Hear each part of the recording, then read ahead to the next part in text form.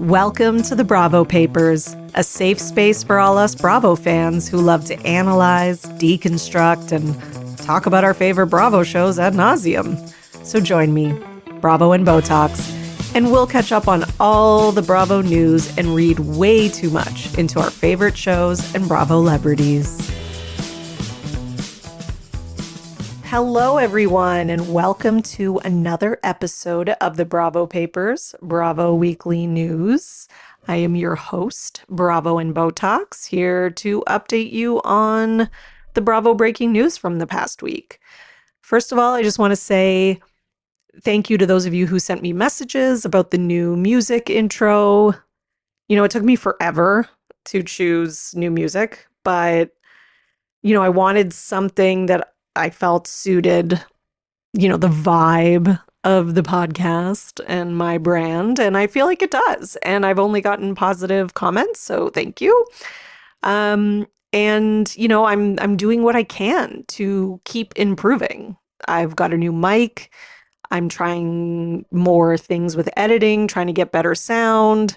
That being said, with this new mic, which is a good mic, it picks up even more sound. So if you happen to hear children's voices today, my apologies.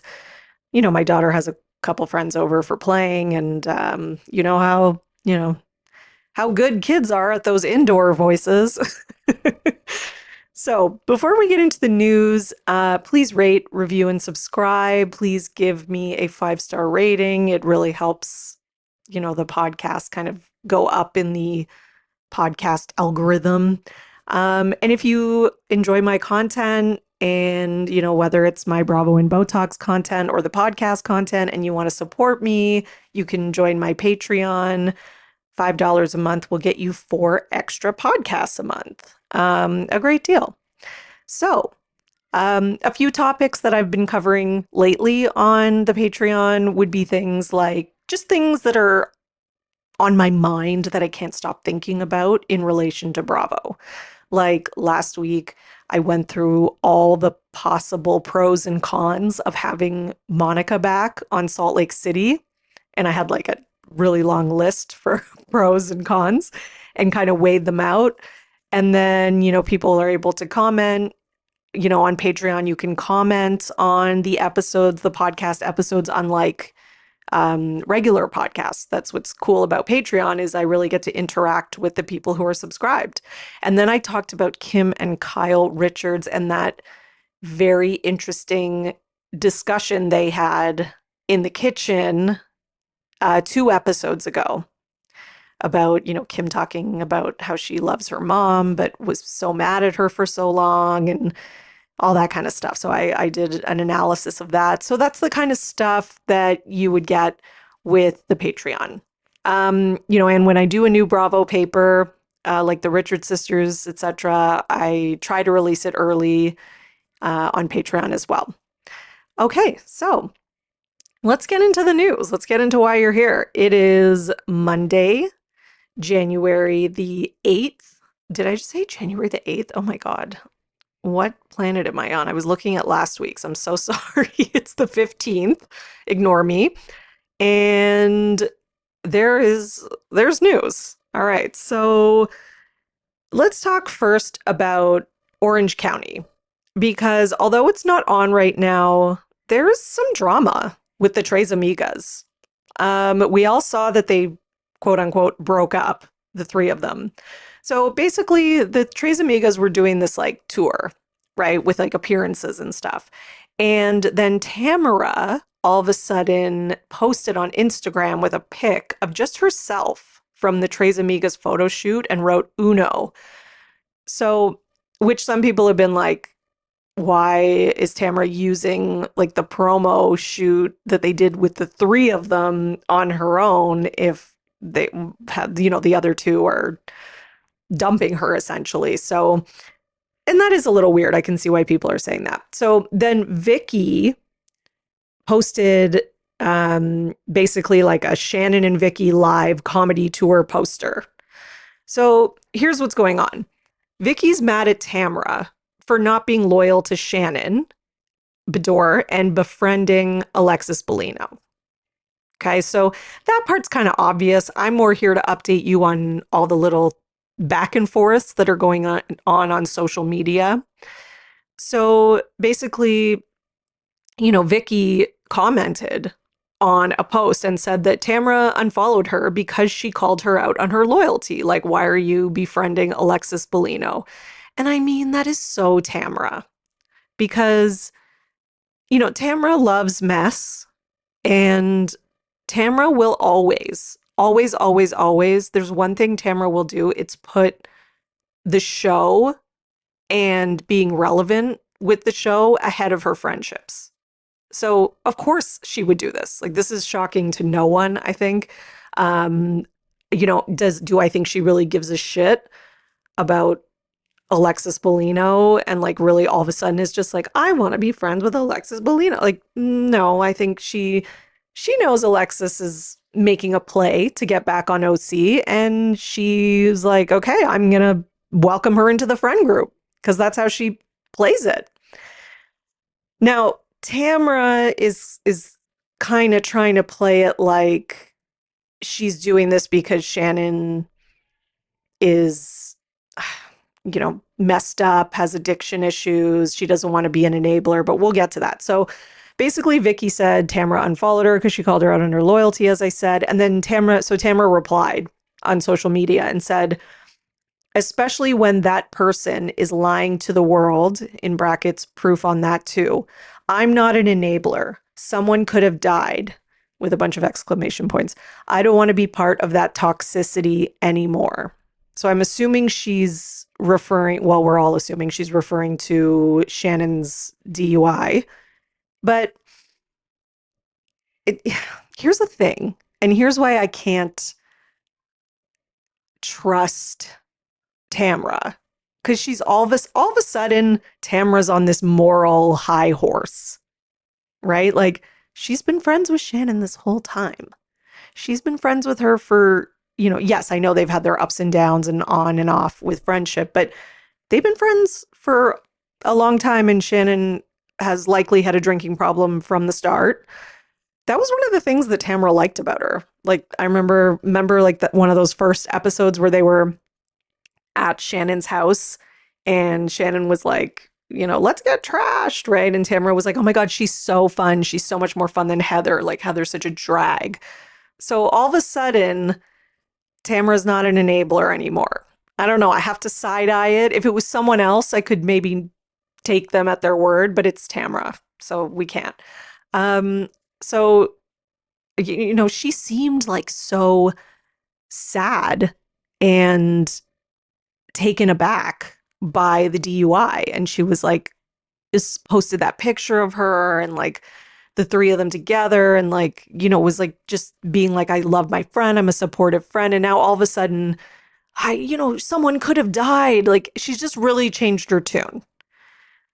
I think the truth is that she probably, like I said, is doing this for drama, but I think she also maybe just wanted Shannon to like get it, to be like, okay, fine, I'll let you be friends with Alexis for, the sake of drama in the show. And, Shannon is probably like, no, because Shannon has real feelings for this man because it was her, guy that she loved.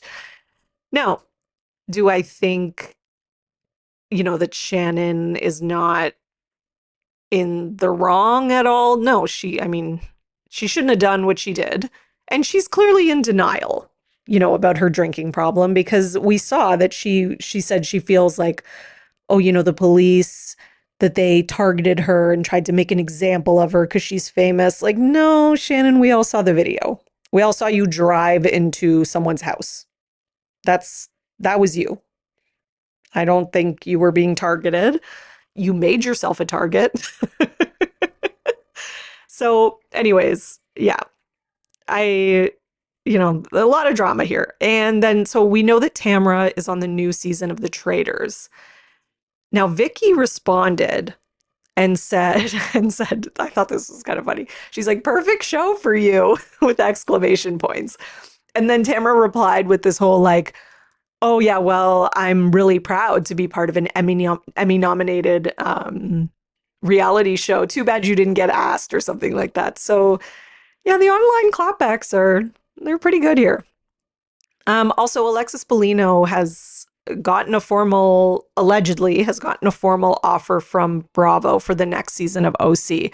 I'm always very cautious when I'm reporting on offers for new seasons because, for Housewives, because I would say that there is nothing else in the Bravo online Twitterverse, Instagramverse, whatever, that garners more falsities than casting. Casting is always the thing that the amount of rumors that come out about casting after every season, especially New Jersey, but after every season of every show is unreal. And, you know, they're 70% of them end up being false. So I just made that number up, but the majority end up being false.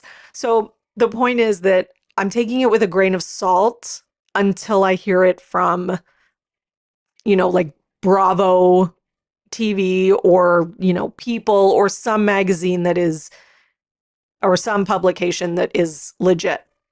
Because so far I just keep seeing it like on Twitter and social media posts without a really clear source, unless I missed it and there has been an update on that. But we shall see. And if I hear anything, it'll certainly be on my Instagram. So you can check back there. Anytime there's an update, I always share to my stories at Bravo and Botox. Okay.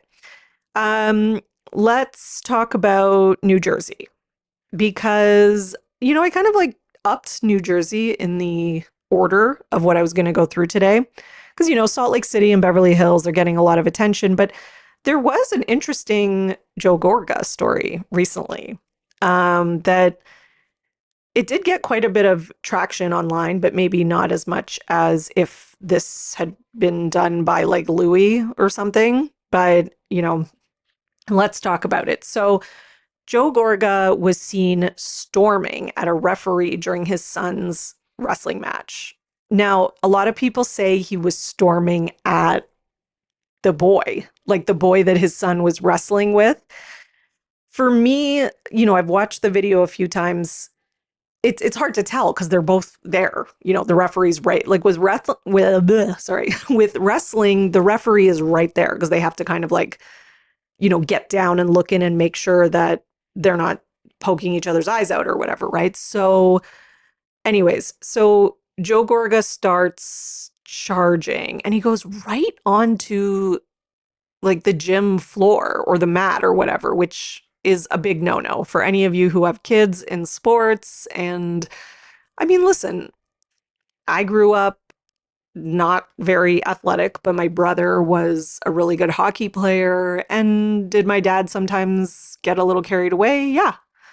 Um, I remember like my in-laws, my father-in-law told me that he was like at one point asked to leave because he was, chirping or yelling out too much. And that's how it should be, right? This is, when it's teenagers and younger, it's like, this is supposed to be for fun and a sport. And when you have the parents being toxic like that, especially when there's a threat of physicality, like somebody storming on, you should absolutely be ejected. There's no room for that, in my opinion. Right. And I'm not saying like I don't like, obviously, I've heard of that happening. Um, and that was something that used to happen even more in the past, but they've tightened the rules. Right. Like I remember like when I'm talking about my examples, those are from like the 80s and 90s. Right. But even now they're even more strict. Right. Like you can get kicked out for a lot more if you're disturbing. Whereas in the past, I think they let it slide more, but then things happen. People have gotten to like serious fights, like physical fights between parents, people really hurting each other. So that's why they're so strict about it. I mean, if you do a quick Google search, you'll find a lot of stories about that. So Joe says the boy stuck his tongue out at him,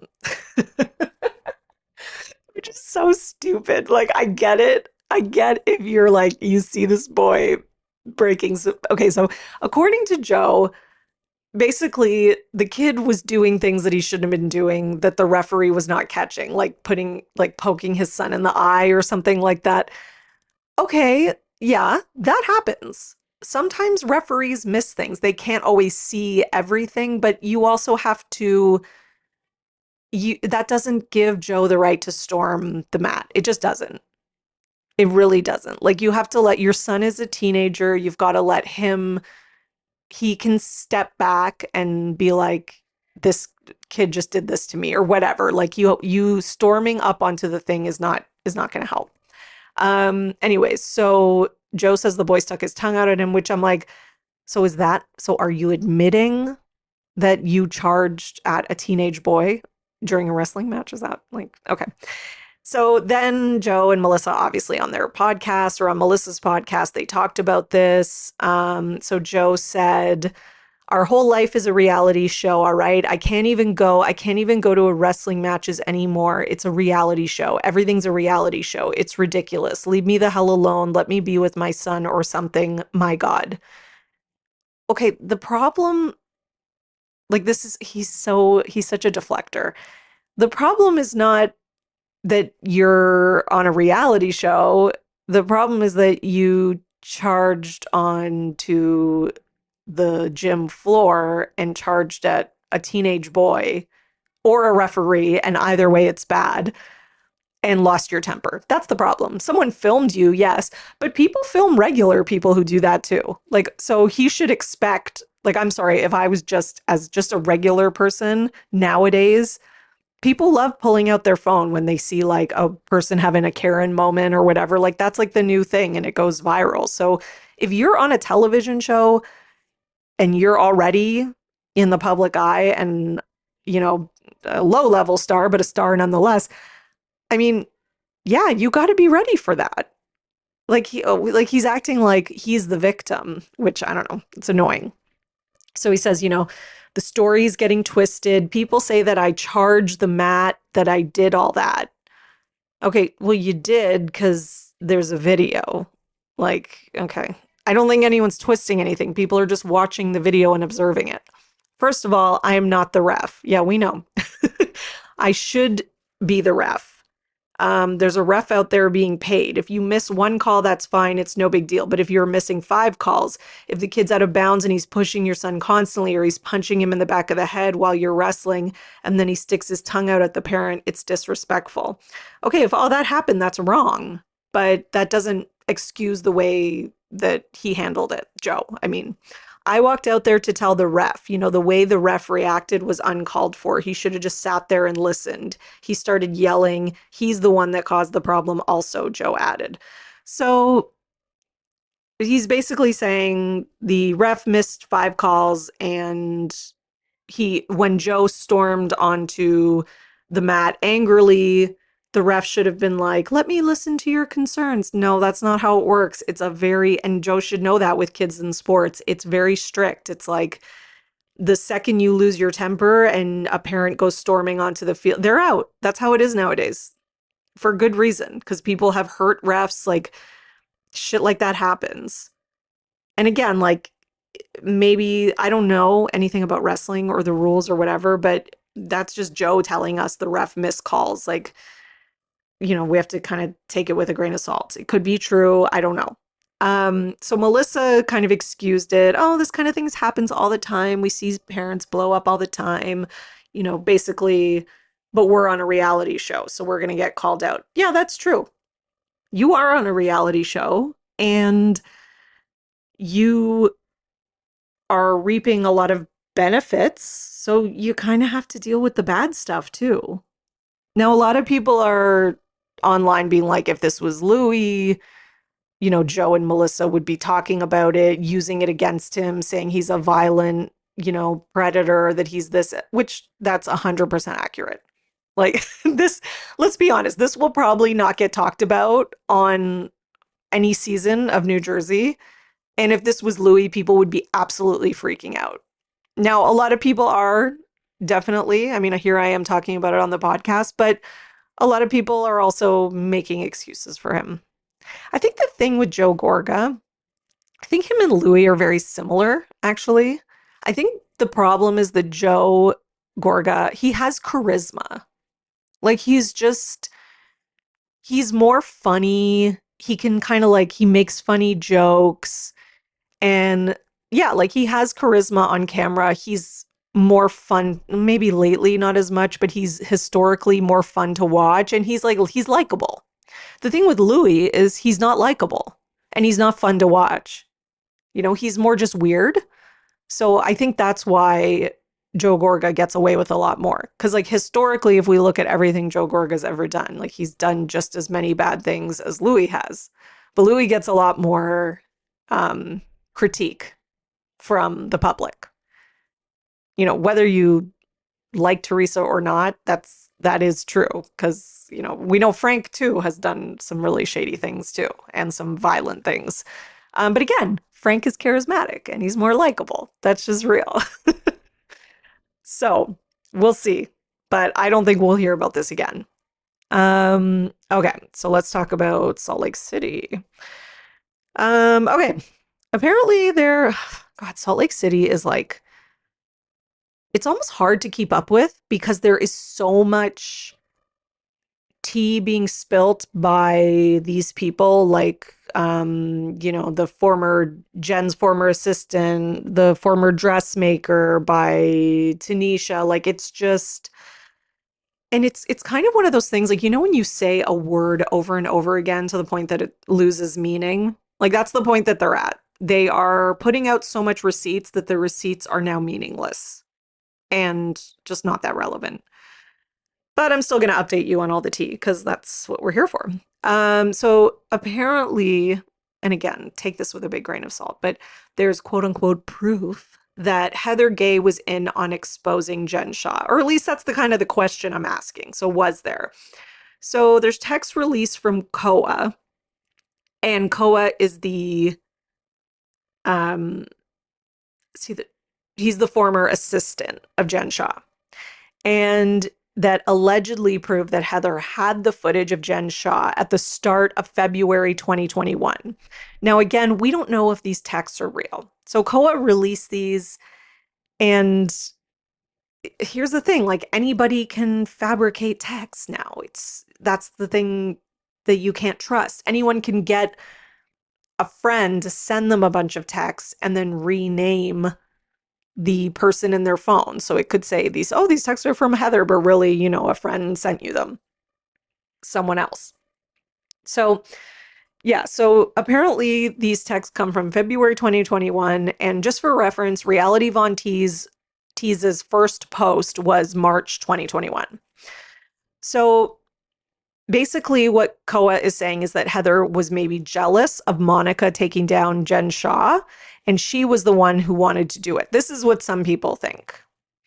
I don't know if I really agree with this. I feel like she maybe wanted to, but she was just in a position where she just couldn't.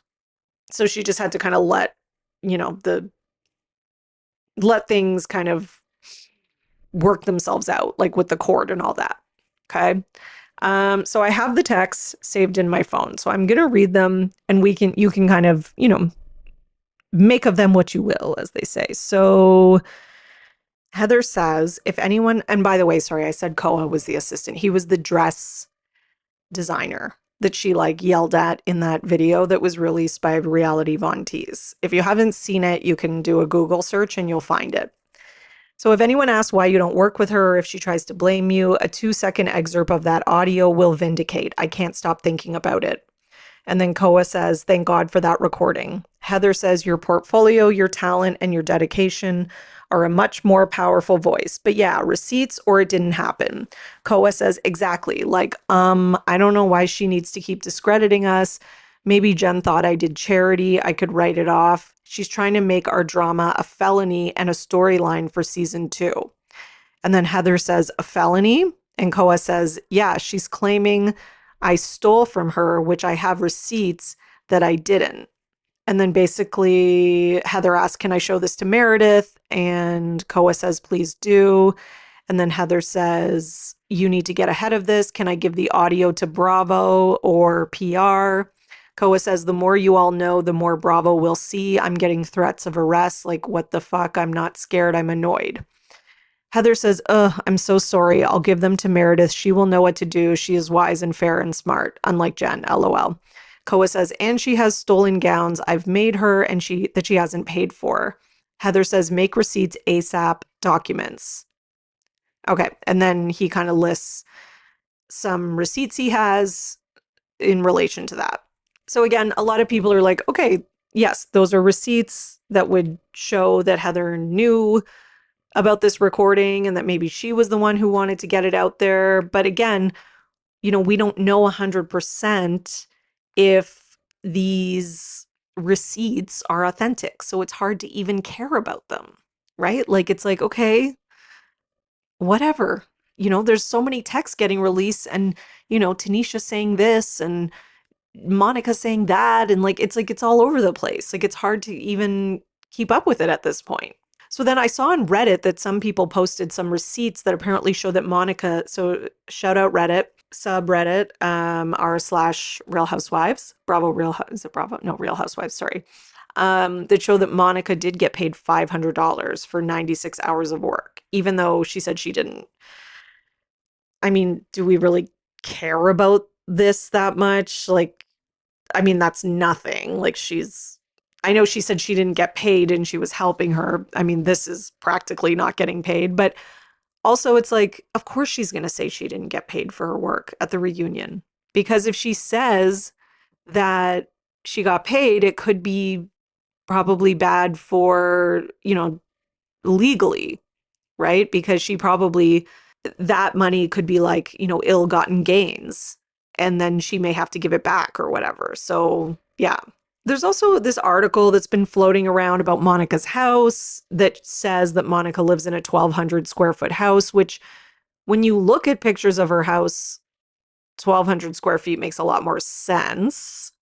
But then she said 3,000 square feet at the reunion. So people are like, oh, well, that shows she lies.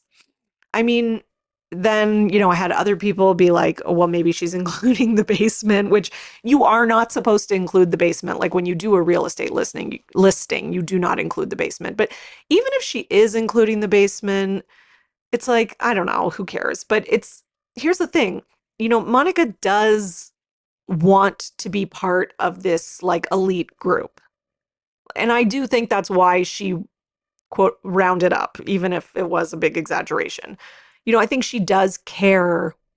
Like, I think she does want to like fit in with the housewives brand and persona and like be on the same level as the other women. Like, we saw the way she was with the bag.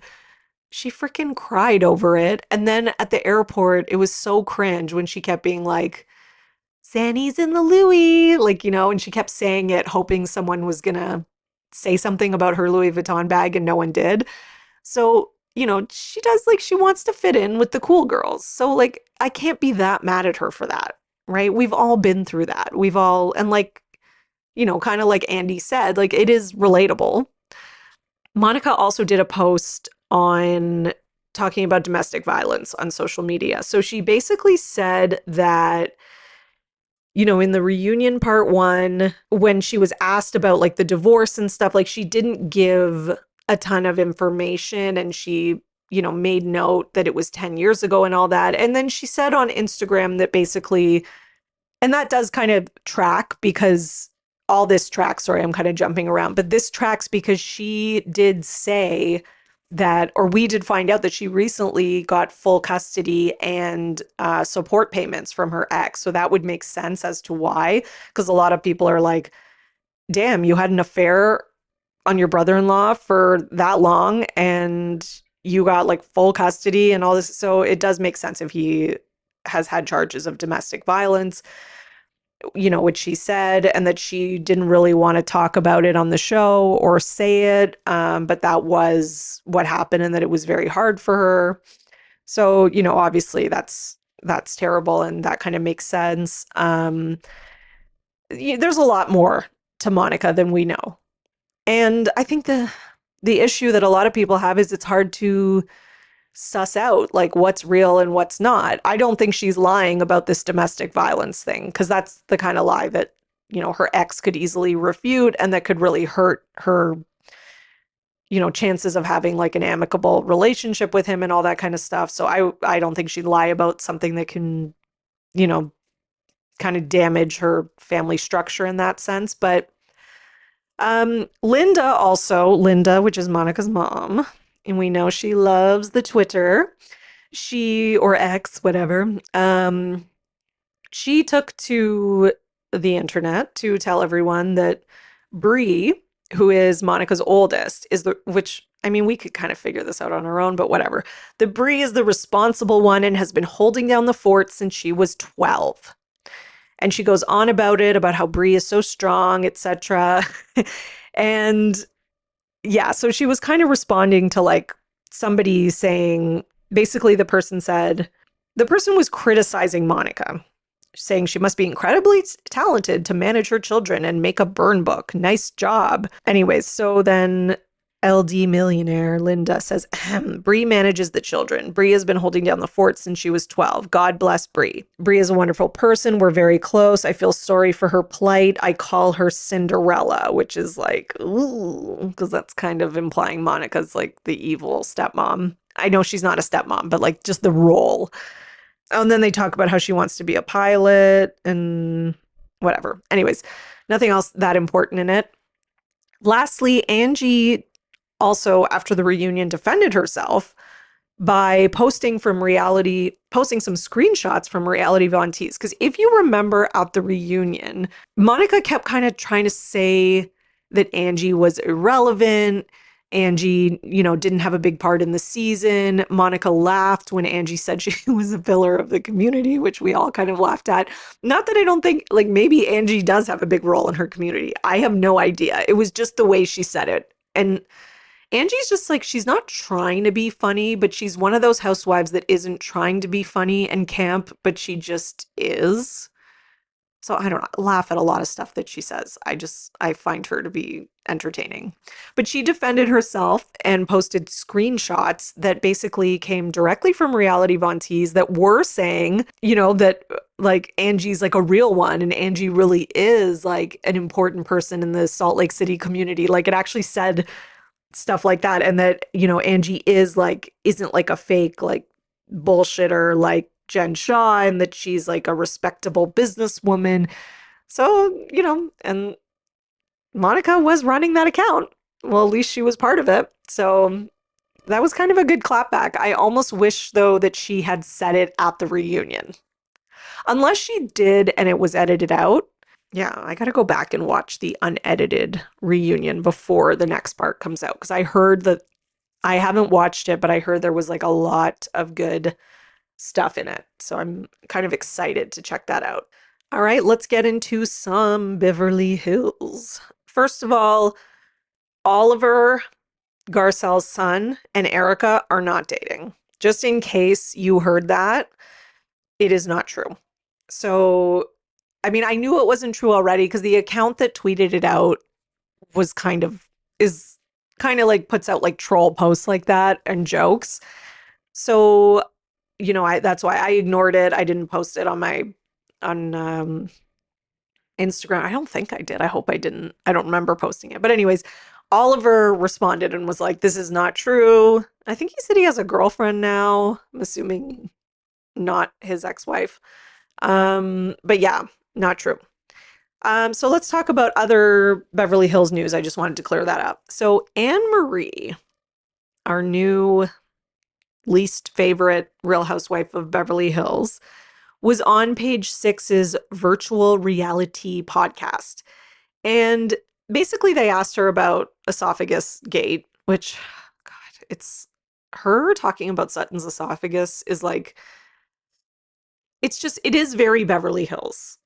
Because Beverly Hills is very like, the last few years has been very like dog with a bone storylines. Like they'll like latch onto something and then they never let go of it. It's very annoying. And Anne Marie is being trained by Kyle, and that's like the Fox Force 5's method, is pick something and use it as the drama for the whole season to distract from our other stuff. And Anne Marie's doing that too, right? So now she's been called out though by Dr. Moon from former Real Housewives franchise of Dallas, and also by Dr. Nicole, who is from Real Housewives of Miami.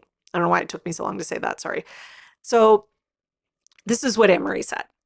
I was very hurt by Dr. Nicole doing that. As a colleague in anesthesia practice, she knows my training. Why wouldn't you offer that professional courtesy and reach out to me and kind of ask, why were you doing that? I actually reached out to her and she didn't respond. It's about trying to capitalize off of the BH show. And I guess it's what the kids call clout chasing, right? So Amory is trying to say that Dr. Nicole is clout chasing off of her. See, here's the thing that pisses me off is that there's already a lot of talk from housewives of other franchises that say that Kyle and Dorit are snobby, weren't nice to people at BravoCon, think they're like above everyone else. And now Emery has come in and she's clearly like Kyle's little friend and minion. And, you know, she's already, even though she's already only on one season and she's barely had any airtime, and she's already acting like she's above a housewife from another franchise. Like, give me a break.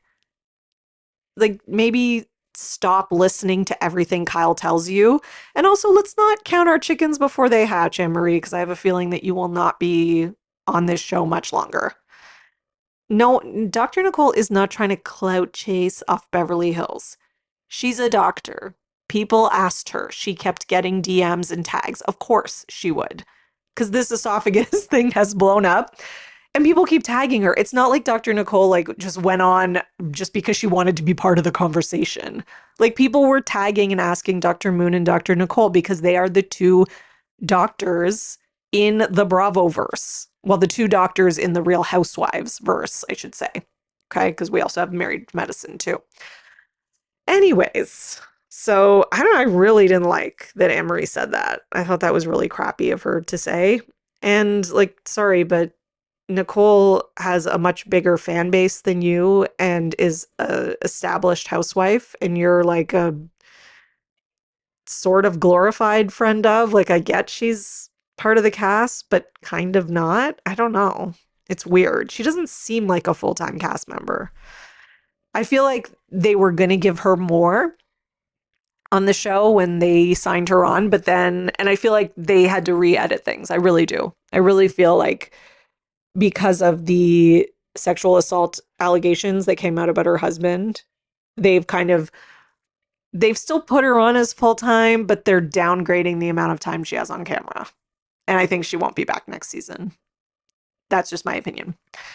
Okay, let's talk about Vanderpump Rules. So, because Ariana is suing Tom Sandoval to sell their house, which I think is the right decision because my God, like, how long are they going to be living in this house together?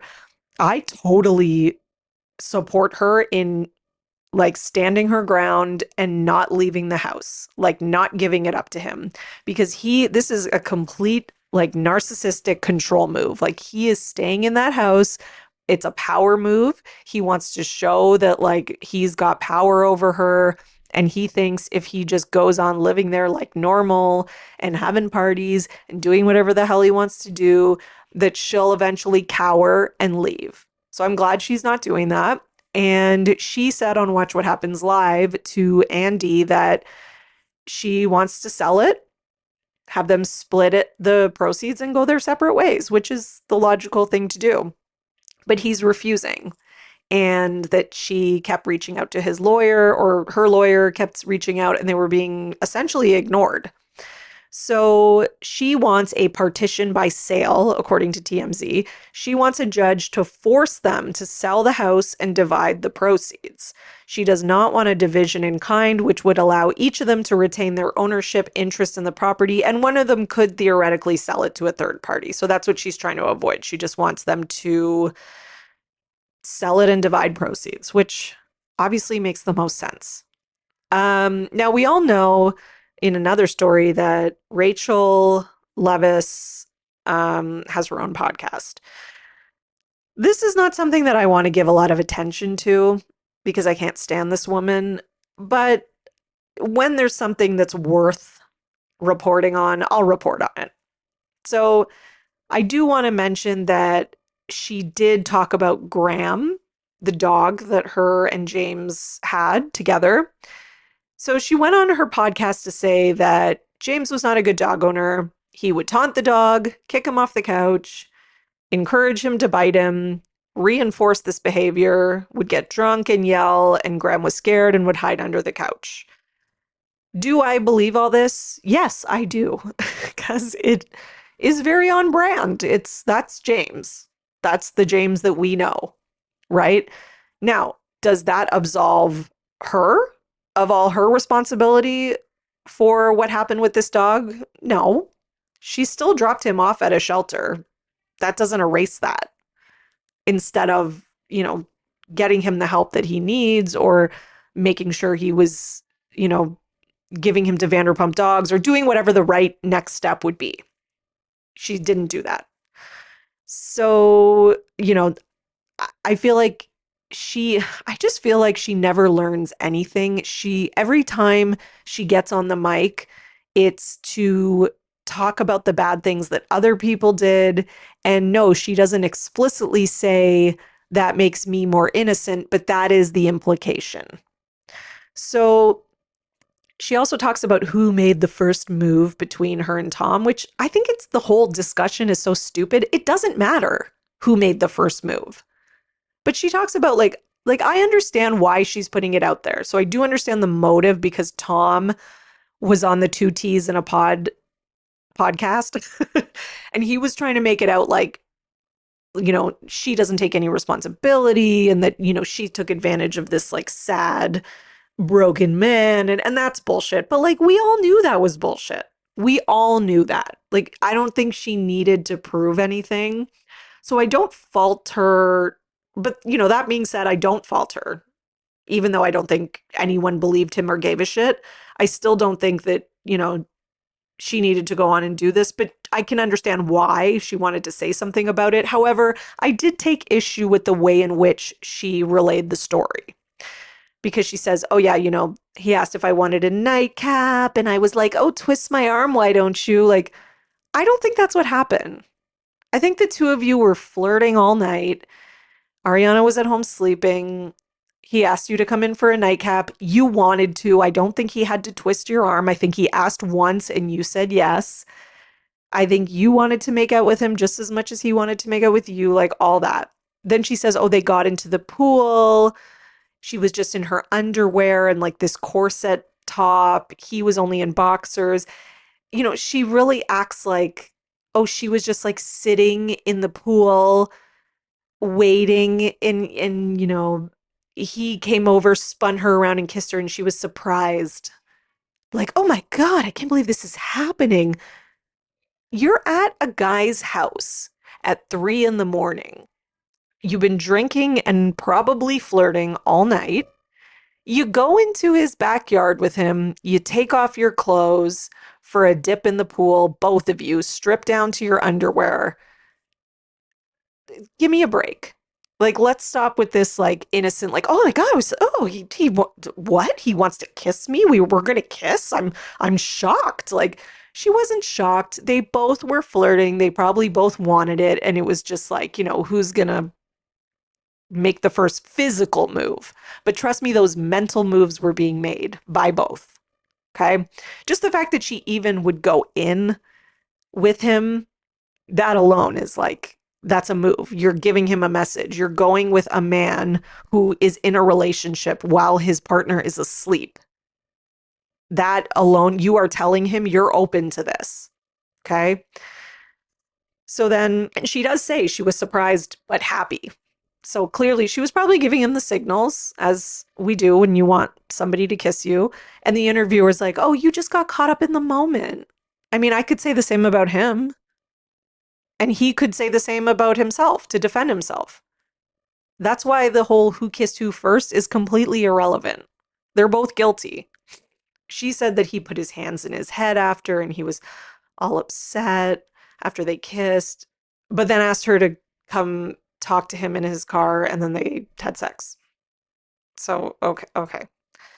And then followed about a bunch, she followed this up with a bunch of excuses about how she felt infatuated, how she felt loved, and blah. Like, again, it's the same excuses that, like, you have excuses and so does Tom. Her excuses are that, oh, she finally felt loved and the adrenaline, and his excuse was, oh, his girlfriend wasn't giving him what he needed. Like, they're both just making a bunch of excuses and they're both equally at fault. And that's where I fall on this situation.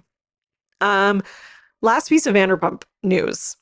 So, new season of EPR starts on the 30th, and I'm excited. I'm not as excited as I am about Summer House because the Summer House preview looks way better. And I just feel like they don't have as much to go on. Like I wasn't that blown away by the Vanderpump Rules reunion. I mean preview. I'm not sure that I don't know how much more longevity they have. Yeah, I'm a little worried about them. But it starts on the 30th, in case you didn't know that, January 30th. And Katie was on Nick Viall's podcast and said that basically her and Lala had a tough season and that they have short fuses with each other. So, is that something to look forward to? You can decide. I mean, I guess I'm kind of excited about that. Like, I guess the friendship dynamics, that is really the thing of the show. And I could see the two of them having maybe different opinions about how to handle the Ariana Tom situation. So that could be interesting. So the last thing I want to talk about today is in relation to Real Housewives of Atlanta, because there is something significant that happened, which is that the executive producer and showrunner, Eric Fuller, was fired. So this is a big deal. And this is a big deal for us Potomac fans as well, because he is also the executive producer of that show. So he posted basically that he's looking for a new role and that he's, yeah, like job searching. So it seems that he was fired.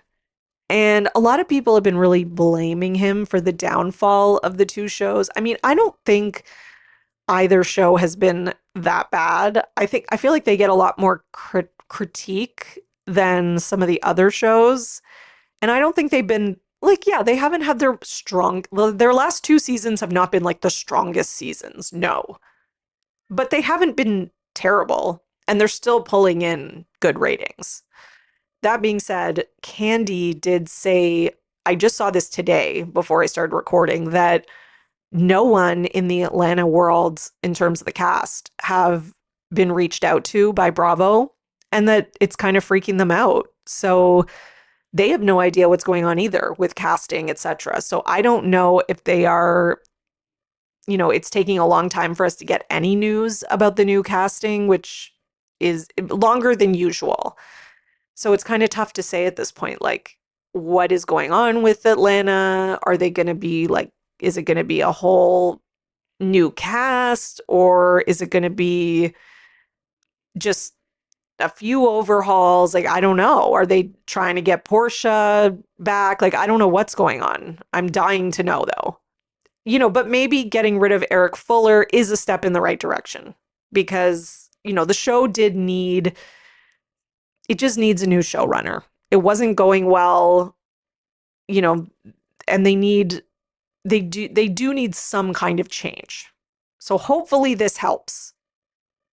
Because those are like two of my favorite shows and I need them to be resuscitated.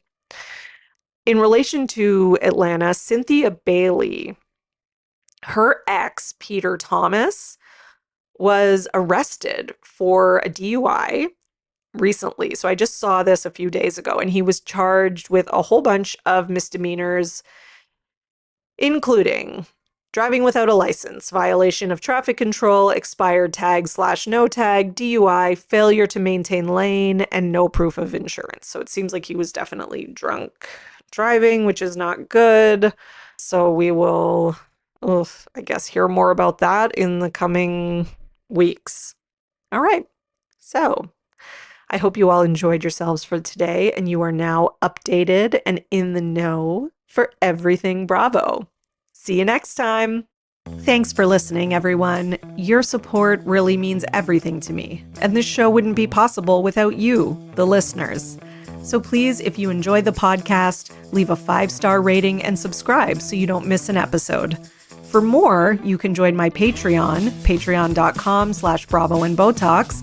And for $5 a month, you'll get 4 extra podcast episodes a month. You'll also get early releases of Bravo Paper episodes and more. Please also subscribe to my YouTube channel at The Bravo Papers and follow me on Twitter, Instagram, at Bravo and Botox and at The Bravo Papers. If you'd like to buy me a coffee, you can at buymeacoffee.com/Bravo and Botox. Send your love through some much needed caffeine. And any guest that was on today's episode will be in the show notes, all their social media and contact information. So thank you so much, everyone. Keep overanalyzing Bravo.